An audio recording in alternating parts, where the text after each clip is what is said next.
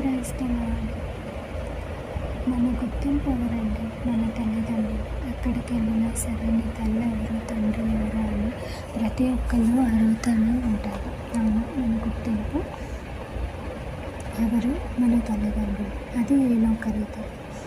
పరలోక రీతిగా ఆత్మీయంగా మన గుర్తింపు ఎవరు అంటే యేసుప్రభువారు.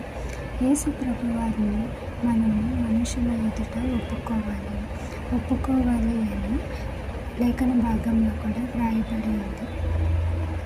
మనము నిజంగా యేసుప్రభువుని ప్రేమిస్తే, ఆయన్ని సొంత రక్షకునిగా అంగీకరిస్తే ఖచ్చితంగా మనము ఆయన్ని మనుషుల అందరి ఎదుట ఆయన్ని మనము ఒప్పుకుంటాము.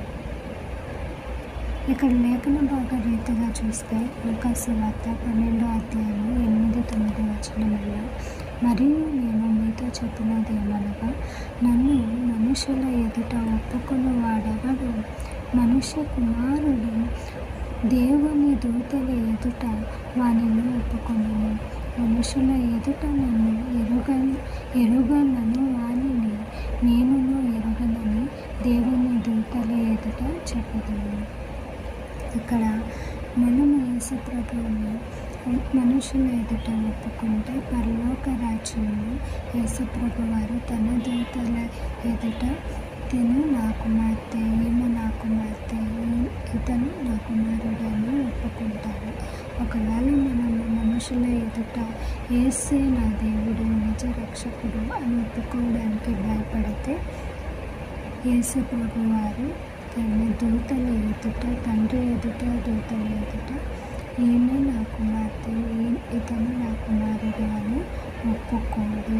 కాబట్టి జాగ్రత్తగా మనము యేసయ్యను మనుషుల ఎదుట ఒప్పుకుంటున్నామా లేదా?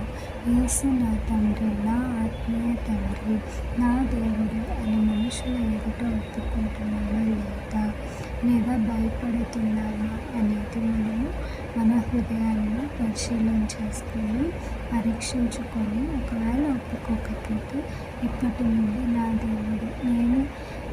దేవుడు యేసుప్రభువారు, నేను ఆయన బిడ్డను అని మనుషులందరి ఎదుట ధైర్యంగా ఒప్పుకుంటూ ముందుకు కొనసాగుతాం. క్రైస్తవులు.